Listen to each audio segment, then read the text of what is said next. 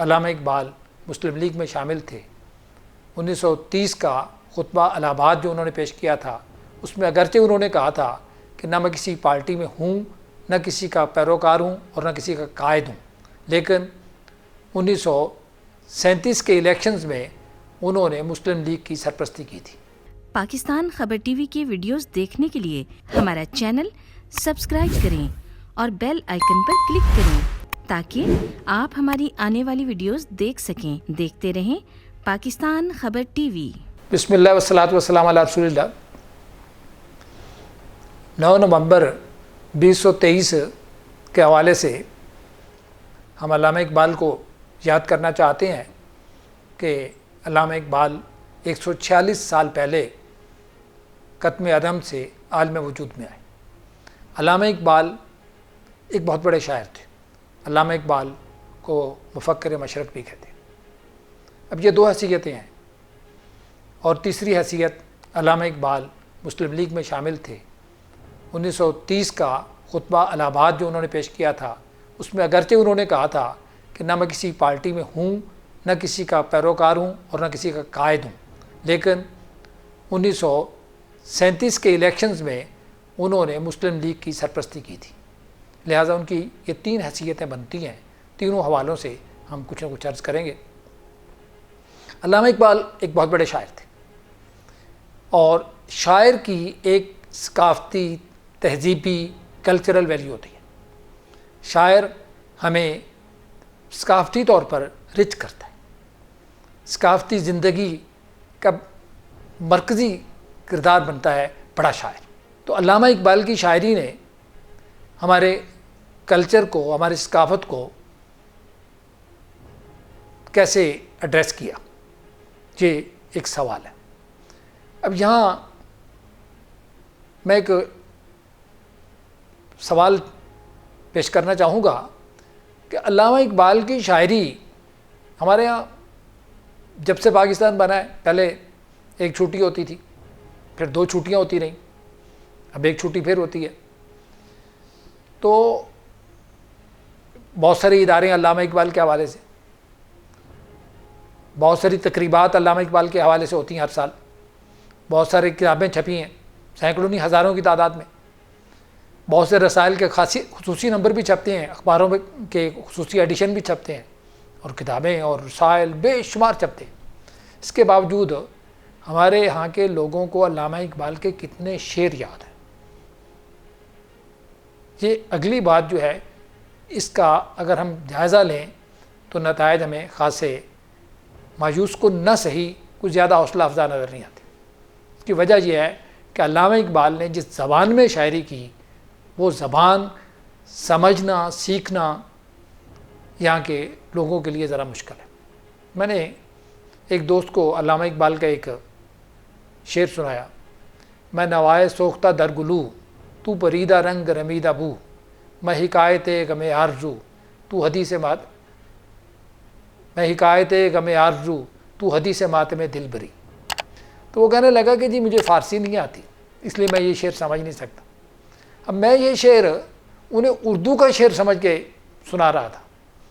جب انہوں نے کہا کہ مجھے فارسی نہیں آتی، تو میں نے غور کیا تو مجھے ان کی بات غلط نہیں لگی، صحیح لگی۔ اب علامہ اقبال نے فارسی میں شاعری کیوں کی؟ وہ شروع میں تو ایسی زبان استعمال نہیں کر رہے تھے، ایسی زبان نہیں لکھ رہے تھے۔ جب وہ 1900 میں متعارف ہوئے بطور شاعر کے، یا 1901 میں جب حمالہ لکھی انہوں نے، نیا شوالہ لکھی انہوں نے، غزلیات لکھ رہے تھے داغ کے رنگ کی، تو ان میں تو اس طرح کی زبان نہیں ہے، بڑی سادہ زبان میں بھی علامہ اقبال نے شاعری کی۔ تو یہ مشکل زبان کیوں اختیار کر لی، یا فارسی زیادہ اردو، یا فارسی زبان کیوں اختیار کری؟ جسے علامہ اقبال کی فارسی سب کی اصفہانی نہیں ہے، وہ دری ہے جو افغانستان میں سمجھی جاتی ہے۔ تو گویا علامہ اقبال نے اپنی شاعری کے لیے اپنا مخاطب افغانستان میں تلاش کیا۔ اب اس کے کیا اسباب ہیں، یہ بھی سوچنا پڑے گا، اور افغانستان کے معاشرے کو علامہ اقبال کی شاعری نے کتنا متاثر کیا، اس پر میں تو کچھ کہہ نہیں سکتا، یہ کوئی افغان محقق ہی بتا سکتا ہے۔ اب دوسرا سوال یہ ہے کہ علامہ اقبال ایک بڑے مفکر تھے. علامہ اقبال کی فکر ان کی شاعری میں بھی ہے اور علامہ اقبال کی فکر ان کی نثر میں بھی ہے. ان کی نثر میں جو فکر ہے وہ بڑی یوں سب کہہ لیں کہ حقیقت پسندانہ ہے. وہ حقیقت کی ٹھوس زمین پر کھڑے ہیں یا علم کی دنیا میں کھڑے ہیں. جو ان کے Reconstruction of Religious Thought in Islam میں جو انہوں نے نثر لکھی. ہاں خطبہ الہ آباد جو ہے وہ ان کی شاعری کے قریب پڑتا ہے. شاعری میں وہ رومانٹک ہیں, وہ تخیلات کی شاعر ہوتے ہی تخیلات کی دنیا کا ہے. تو علامہ اقبال کے ہاں آپ کو ریئلزم نہیں ملے گا, یا وہ ریئلزم جسے گورکی کا ریئلزم کہہ لیتے ہیں یا ترقی پسندوں کا ریئلزم, وہ علامہ اقبال کی شاعری میں آپ کو نہیں ملے گا. گورکی کا ریئلزم تو یہ ہے کہ گندی نالی کے کنارے کوئی بے ہوش پڑی ہوئی خاتون ہے تو میں اس کا بھی ذکر کروں گا, گورکی کہتا ہے. اب علامہ اقبال کے ہاں تو بڑی ایک خوبصورت رومانٹک فضا ہے. تو یہ جو رومانٹک فضا ہے وہ علامہ اقبال کو ریئلزم کی طرف نہیں لے کے جاتی. تو علامہ اقبال اپنی نثر میں علمی بنیادوں پہ کھڑے ہیں اور معاشرے میں کھڑے ہیں, جبکہ شاعری میں وہ ایک رومانٹک دنیا کے شاعری نظر آتے. علامہ اقبال کے صاحبزادے ڈاکٹر جاوید اقبال نے کہا تھا کہ میں چاہتا ہوں کہ لوگ علامہ اقبال کی شاعری کو بھول جائیں اور ان کی نثر کو یاد رکھیں. تو اس وقت بہت لیدے ہوئی, لوگوں نے بہت منفی تبصرے کیے. میں آج ڈاکٹر جاوید اقبال مرحوم کو خراج تحسین پیش کرنا چاہتا ہوں کہ انہوں نے ایک بڑی سچی بات اور ایک بڑی کھری بات کہی تھی. اگر ہم اپنے مسائل کا حل چاہتے ہیں تو ہمیں Reconstruction of Religious Thought in Islam کو سامنے رکھنا ہوگا, جو کہ رومانٹک نہیں ہے. اس کا ترجمہ نذیر نیازی نے کیا تھا, مگر چودھری محمد حسین مرحوم نے اس کی اشاعت میں تعویق کی, اس کی تاخیر کرتے رہے. اس کی وجہ یہ تھی کہ چودھری محمد حسین سمجھتے تھے کہ یہ کتاب جو ہے اور اس کے کنٹینٹس جو ہیں وہ علامہ اقبال کی پاپولرٹی کو ہرٹ نہ کر دیں, کیونکہ یہ قوم سچی بات سننا تو چاہتی نہیں ہے, یہ تو رومانٹک بات سننا چاہتی ہے, اور رومانٹک بات شاعری میں ہے. تو شاعری سے تو یہ بہت متاثر ہوتے ہیں, بڑے خوش ہوتے ہیں, مگر سچی اور کھری بات جو علامہ نے نثر میں کہی ہے وہ سننا نہیں چاہتے. تو اس لیے چودھری محمد حسین نہیں چاہتے تھے کہ علامہ اقبال کی نثر کا اردو ترجمہ کیا جائے. خیر سید نذیر نیازی مرحوم نے ترجمہ ہی اتنا شاندار کیا تھا اور اتنا مشکل کیا تھا کہ وہ علامہ اقبال کی انگریزی نثر سے بھی زیادہ مشکل ہو گیا. تو اس لیے کوئی پریشانی کی بات نہ ہوئی کہ لوگوں کو وہ انگریزی اگر سمجھ نہیں آتی تھی تو اردو نثر بھی سمجھ نہیں آئی, تو اس پر کوئی لے دے نہیں ہوئی.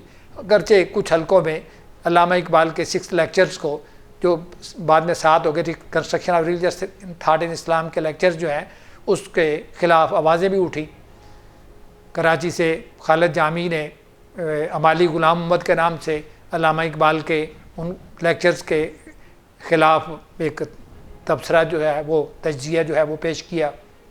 اس طرح بعض اور لوگوں نے بھی باتیں کی, مگر وہ کوئی ایسا اس پر رد عمل نہیں سامنے آیا.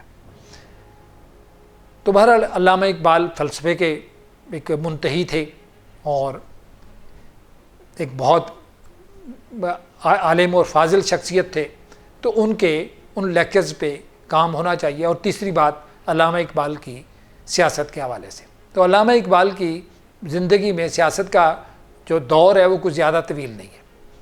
مثلا وہ 1926 میں پنجاب کونسل میں کے ممبر رہے ایک ٹنور, اور علامہ اقبال یونینسٹ پارٹی میں رہے. اب اس پر بھی تجزیہ ہونا چاہیے کہ یونینسٹ پارٹی اور علامہ اقبال کی فکر میں کیا ربط بنتا ہے, کیا نہیں بنتا, کیا یہ عمل جو ہے علامہ اقبال نے پازیٹیو کیا یا نہیں کیا, کیونکہ یونینسٹ پارٹی کو تو ناپسند کیا جاتا ہے, مگر یونینسٹ پارٹی بہرحال ہے تو ہماری تاریخ. تو ہو سکتا ہے یونینسٹ پارٹی کا ہم تجزیہ کریں اور علامہ اقبال کے حوالے سے ہمدردانہ تجزیہ کریں تو ہمیں کچھ پازیٹیو چیزیں نکل آئیں. اب علامہ اقبال 1930 میں وہ کہہ رہے ہیں کہ میں کسی پارٹی کے لیڈر کی حیثیت میں یہ خطبہ نہیں دے رہا, ایک اسکالر کے طور پر. انہوں نے طالب علم کہا تھا, لیکن میں تو انہوں اسکالر ہی سمجھوں گا اور اسکالر ہی کہوں گا. تو انہوں نے بطور اسکالر کے یہ ایک دانشور کے, ایک مفکر کے, ایک سوچنے سمجھنے والے دماغ کی حیثیت سے انہوں نے وہ خطبہ الہ آباد پیش کیا تھا، لیکن انہوں نے کلیئر کر دیا تھا کہ وہ کسی پارٹی کے نمائندے نہیں ہیں، کسی کے پارٹی کے نہ فالوور ہیں نہ لیڈر ہیں۔ تو علامہ صاحب نے 1937 کے الیکشن میں مسلم لیگ کو پیٹرنائز کیا پنجاب میں۔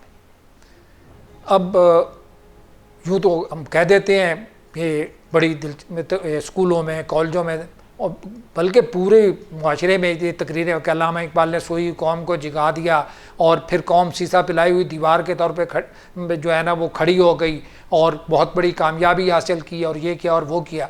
لیکن علامہ اقبال کو جو ان کا زندگی کا آخری الیکشن تھا مسلم لیگ کو جب وہ پیٹرنائز کر رہے تھے تو پنجاب سے 300 کے ایوان تھا، اس میں سے 8 کینڈیڈیٹ ملے، 150 مسلمانوں کی سیٹیں تقریباً تھی، 150 کو زیادہ، تو 150 میں سے علامہ کو 8 کینڈیڈیٹ میسر آئے جنہیں وہ مسلم لیگ کے ٹکٹ دلوا سکے، اور ان 8 میں سے 6 ہار گئے تھے، 2 جیت گئے تھے، ملک برکت علی اور راجہ غضنفر علی۔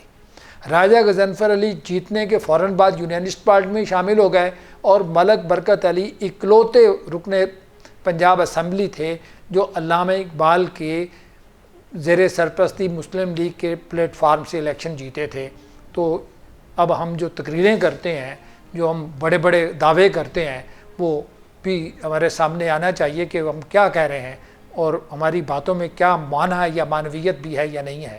بہرحال علامہ اقبال کی پولیٹیکل زندگی کا بھی ایک تجزیہ ہونا چاہیے۔ یہ تینوں حیثیتیں الگ الگ دیکھیں گے تو ہمیں علامہ اقبال کا کنٹریبیوشن صحیح معنی میں واضح ہو کر نظر آ جائے گا۔ بہت بہت شکریہ۔